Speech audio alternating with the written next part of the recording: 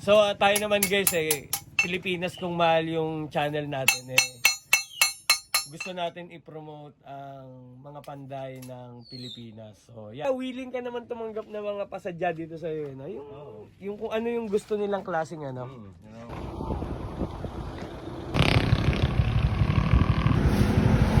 Saan ka pa nagsimulang gumawa ng itak?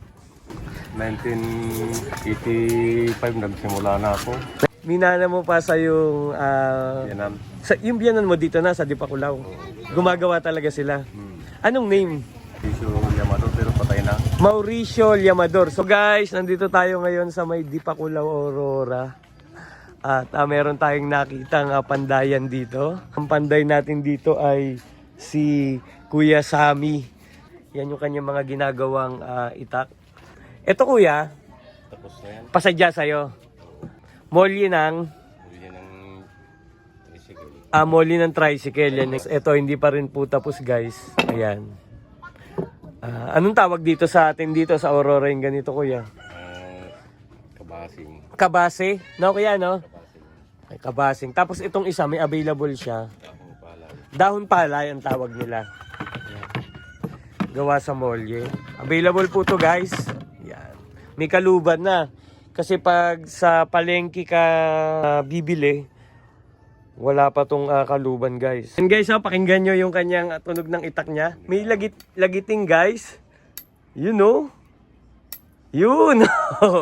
So sa marunong sa itak, alam na yan kung anong ibig sabihin niya na pag ganyan ang tunog. Minsan nagpupunta pa ng Nueva Ecija sa Pangasinan. Galing Nueva Ecija. Galing sila ng Nueva Ecija, nagpapagawa rito. Dumadayo dito no sa Dipakulaw no. Kuya, pwede bang tour mo kami diyan sa sa pandayan mo para yung ating mga client, yung mga future client natin makita nilang yung pandayan. Yun no. Ito po ang pandayan ni Kuya Sammy. So ito yung iyong anong tawag mo diyan Kuya Sammy? Blower. Blower. Diyan ka nagsusubo no? Oo. Anong gamit mo kuyang pangsubo? Tubig o oil? Dito sa tubig. Dito siya. Ay, guys, ako mas gusto ko tubig. Kung minsan dito rin sa saan ng saging. Sahan ng saging. Guys, ito sahan ng saging ang no. Diyan siya nagsusubo. Bakit? Lalo na yung mga baluktot. Bakit sahan ng saging, kuya? Kasi kung minsan, pag manipis ang talim ng mga dating gulong na nire-repair, Asa repair. dito ko nakuha para hindi kikibal yung talim. Hindi kikibal. Ang pag kikibal, hindi mabibiyak, ganon? Hindi siya, kuhan, yung babaluktot. Hindi babaloktot pa. Talagang kasama talaga yung walis tingting, no? Ayan guys, oh. Kasi, Sa tubig. So ayan po, tignan po natin si Kuya Sammy na gumawa. Ayan. Kuya Sammy, ano yung ginagawa mo? Ano yan? Kutsilyo. May-ari niyan. merong may orto dito. Ayan, may order. So dito tayo. Dito siya nagpupukpok.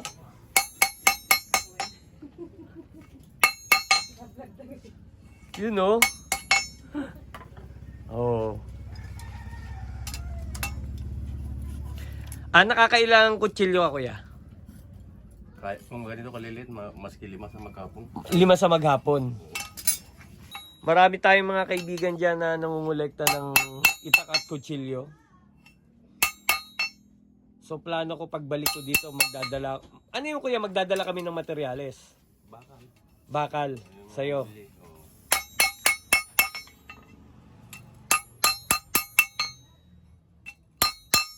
You know. Parang ang ganda niya na, maliit lang, no? So yan ay gamit sa ano? Kuhan. Sa bukid. Hindi, dito sa pangkusina kanya. Pangkusina, yan nga yung gusto ko eh. Panghiwa-hiwa. Guys, pwede na rin. Ayan, pangkatay, no? Oo, pangkatay. So, kailangan pulang-pula, no? Inutuwid ko na lang ito, gagrendi rin na lang pagkatapos. So, importante sa'yo, Kuya Sammy, tuwid, no? Mm. You know? Kasi pag hindi matuwid na matuwid dito, pag lalagyan ng subo, lalong lalaki yung kibal niya. Ah, okay. Yung kibal guys ay Baluktot. baluktot. Yan.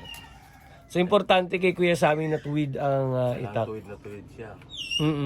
Ay naman guys Pilipinas kung mahal yung channel natin gusto natin i-promote ang mga panday ng Pilipinas. So yan, nakita natin si Kuya Sammy dito sa may Dipakulaw, Aurora. Yun, no? Ano guys, no, ito naman yung kanyang anong tawag mo dito? Anvil. Mukhang ilang taon na yung anvil mo, Kuya Sammy? Ito, nabili ko ito noong 1987. 1987? Oo. Grabe, no? Sa kwan ito sa Manila, Santa Cruz. Sa Santa Cruz mo pa nabili? Oo. Ay, ilang itak na kaya yung nagawa mo dyan? Hindi na kaya. Hindi na kayang buhatin. So, yan yung kanyang anvil, no? Ibang klase yung tunog, no? Lumalagiting, no? Yan, no? Willing ka naman tumanggap ng mga pasadya dito sa iyo, no? Yung kung ano yung gusto nilang klaseng, ano?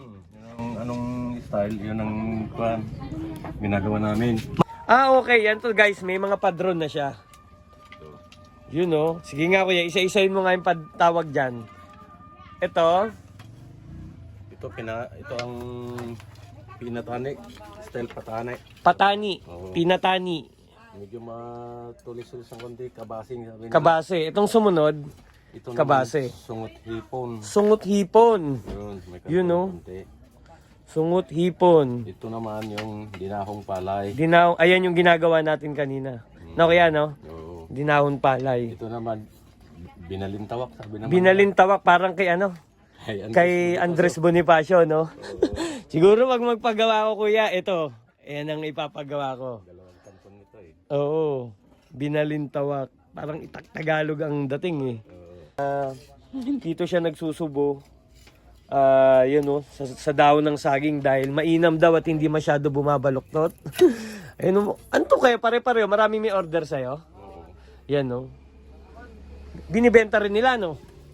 Pang sarili nila. Pansarili. Parang ang ganda nga no. Ito daw sa Aurora, pagaanan.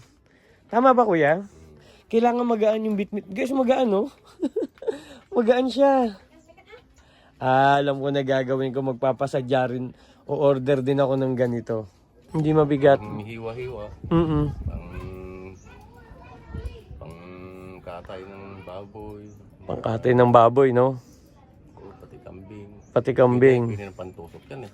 Eh kuya, para pagbalik ko, meron akong may uwi galing sa Aurora. Ito guys, may bearing siya. O kung ano ng bearing. Bearing. Diba? Nagagawa rin yan. Opo, yan, bearing. Housing bearing. And guys, meron siyang mga lip spring dito. Coil spring. Oil spring. Coil spring. Ano karaniwan ko yan?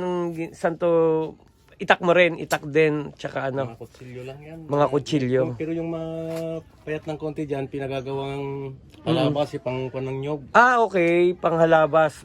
Ayun, dami naghahanap sa ano ko niyan. Dito po kay Kuya Sammy, gumagawa po siya ng panghalabas ng nyog. Guys, so meron siya ditong guide bar. So sa mga gusto ng magpagawa ng gawa sa guide bar, meron. Ano pa ba? May nasilip ako. Bareta nagawa ka kuya? Ayan, mga bareta nagawa rin siya. Ayan guys, may mga bearing. Bareta de Cabra. Bearing. Bareta de Cabra nagawa siya. Yung sa ilang pounds to? 8. Mas mabigat to. Ito ang karamihan na 6 libras. 6 talaga, no? Sa lahat ng natatanong ko, 6 pounds talaga. Nang alalay ko yung 12 libras, yung malaki. Ayan. Etong malaki. Oo. Dito yan, no? So, ito yung kanya mga panggatong. Tour ko lang kayo, ha? Ito maiksing tour lang sa kanyang pandayan dahil pagbalik ko dito sa Baler ay magpapagawa at o-order tayo. So, sa yung munting pandayan dito sa may Dipakulaw, Aurora, invite mo sila. Kung gusto nila magpagawa, di punta lang sila dito. Ayun, no? Address? North Poblacion, Dipakulaw, Aurora. North Poblacion, Dipakulaw, Aurora. Telephone number, kuya? 0938-34-58-974. So ayan guys, no, si Kuya Sammy at pinaunlakan tayo, maiksing tour sa kanyang pandayan. Ayan guys, si Kuya Sammy. Hello Kuya. Ayan.